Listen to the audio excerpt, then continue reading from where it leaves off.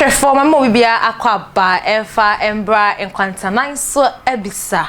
na ende enkwantanan so ebisa no yebesia de papa no se dane da no ye de ensema emu awrem nea wote a ebubu kotodwom na ebia wate oba bia wanyam ntiase a na asofo bi ko ne nchen a ode obi bi koto ni nima wanka ni yi a wonya ho esuro bi no eno ana kwantanan so ebisa yeba eba be kirekiro mu ne akire wade ne ekoso na ene yenya prophet 99 e wodem hase ya ene no be twetwe nkomo afa enionyam ho enionyam edan ni enionyam obitimi ka se me wanionyam panso me hu enionyam na se enionyam na enya adwuma mame obi so timi kopia sorry dem na sofo ahye nkoma to no so hey mame wanionyam ne ya wia wanionyam ne ya fa ekwan ben so ana ye feefo abonsam ana se wona wotan ye wotimi agi enionyam efri yensem sofi eye overseer edema Yehovah beye prayer ministry and din any prophet Benjamin nana ya osei tutu dodo no enso enim no as prophet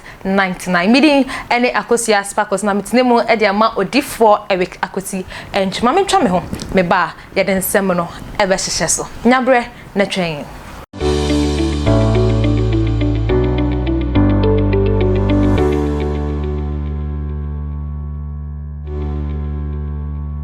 abusia me da se paye se wonya bre ede etwe mame twa me ho semape ede ebai mame fa se da kese emfa enkoma University Foundation se da ne da osoyasne ema ye de nkwantanan so ebisa ede besomo University Foundation se istay ye de no mpacho time ne ya so bro nya de no hu se ne ko ye nipa no ebedoso enti bosha na mo hye no ankonam ko a ma hye bobi se foundation bi eda makoma so no mo ma University Foundation ana enda makoma so mo frɛ no awa 054-830-2985 054-830-2985 and then mensa aka prophet 99 and then enionyam ho asem ana yebeka ewo dem ho asem tinemu biom enso ede ama D4 Eric akwesi entwe fa nkomo no enhyehyɛ so prophet 99 mo akwa aba bejo so ba party say mbacho yem gidi se bibia eye boko oh Kristo daroma huye and then enkomo no eye enionyam enkomo na sansa na ebisa enionyam obitime ka se menum no enionyam pa enionyam na se nye joma mame ase me ko ba bia enionyam no enshow enionyam enene den ye ka enionyam a enionyam no ye osoroma osoroma no ye star okay na se me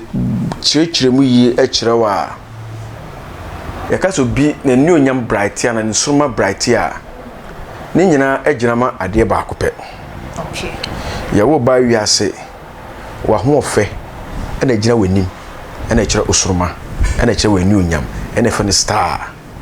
to tim hu so sister ni ho ofe pa o na yede na wale de onya wale si age ne soroma no the star na wo nanim no enionyam no yaje okay atiase yaje e wo sunsun mu te sunsun ba bisa me se na yefo na je wo sunsun mu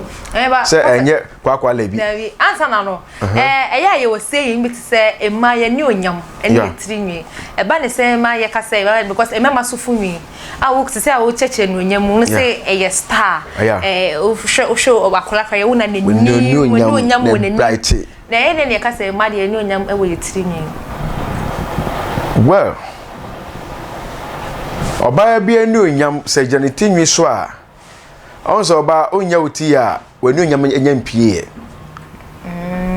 onso bi wo obonya boniti pene na ho ofe na pie na kire se eni onyam no eye connected to ho ofe yes enti za ho nya fa hu ni eni onyam ana oh se ye wo bi wo no ma ahofe no ni bi right oni ahofe ni bi but no so wade ba ko bi wo ne ho a obi ho a attract ni pa no ebe twe ne se ade we dey me taste but body na enkoyie what must say now all say oba siso na onye ni ti a onye hu ne soroma ne ye on say onye ni ti ontwa ne ti na ne ti efu na ono omo onye ne hwe o say the appearance no o ti say enkoyie etema na ni onyam no etimi mpie pagya na etimi hu say we when onyam because na wo ka no oba boniti anas normally no tie normally no obi o when onyam no ene ni obehu say when onyam so and when onyam bright no eye odifo a obehu nipa no daachi just a different who say different the bia ne hu sa da ache no anaso panyin bi wo hokra na oni ani kra na ono kra no oni ani o but otimi nya some kind of a kind of say me say na me explain ko betia say otimi nya the kind of we say sister we pa de ni ho fo sister we da ache pa o ewo awale mu nipa no onye benfo ono nye benfo nye sofo onye odifo but now so ye panyin a na adwemu do no oti ono hwe wo hwe abdabo na obo no bi ade na sister kote nunyam se a obrese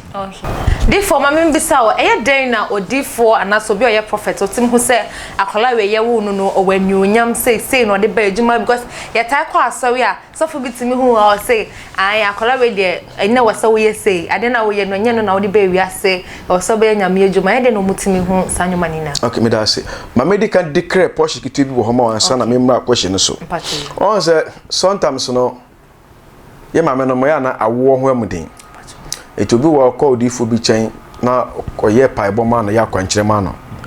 na nyinsa ni ba odifo no timi hu akola na da maame ne yem no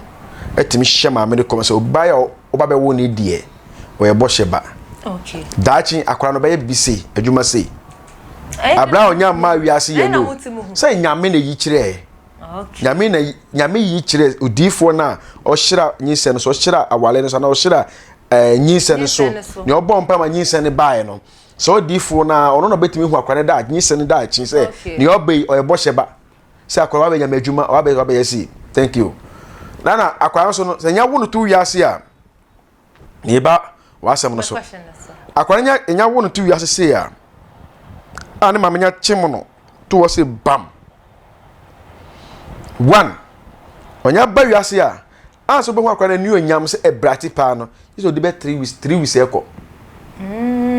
ntina ye wa akwala ye ma obi ankosra yes o se o wa akwala fofora atoas na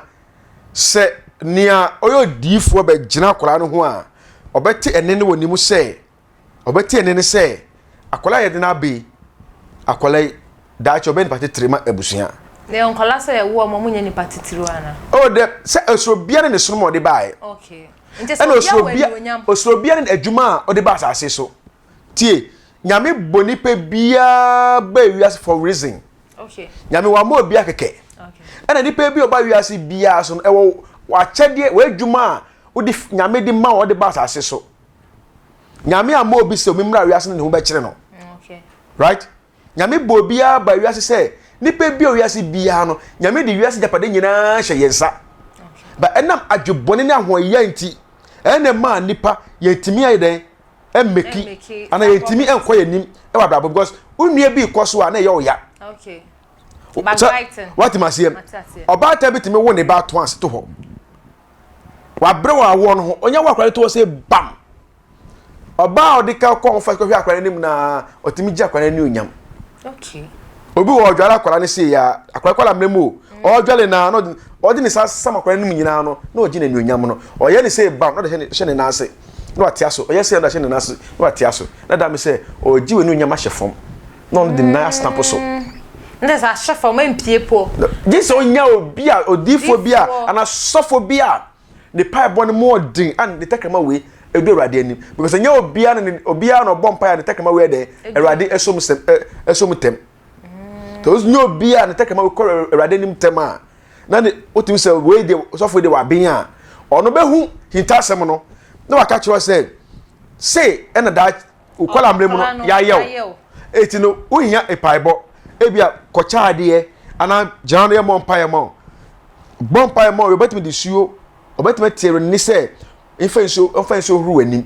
no de suo egu se je fa huru anim we ya na da mi se wo huru efin no ana se we yi kaka botobi na wanim no ana se we ye mguase atale na ye da hye wanim no wa huru afi wanim afa sa na oba normal position anyakopon edo to ye before me bisa wo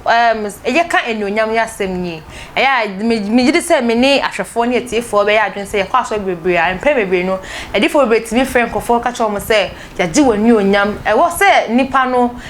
onya arehu bi anase ne rehu esu se misane ya gi mani onyam anase sofo no duty se obeka wa so bitio nenim se nipa se ya gi nani onyam nti aso ni ngine mbompe anase sofo no e de ne ba ko hye baabi na kire se waka no Asama o question be say won.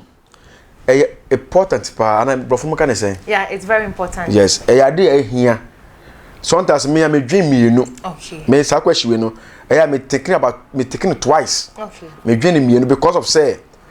asore no akoye prophetic lie. Yeah. And a paibo. Eti sometimes no ya na asofo na ya na ye pese members no omu gi ye di say ye hu ade. Ye hu. They say ye hu. Yes. Ye hu ade. They say ye chantro. Yeah, eti na ya sometimes ba say obefa me ma na be gira bedwem. Ni anyame yi kire me nie. Na waka na members na e wo ho no be hu say sofo wa ben o hu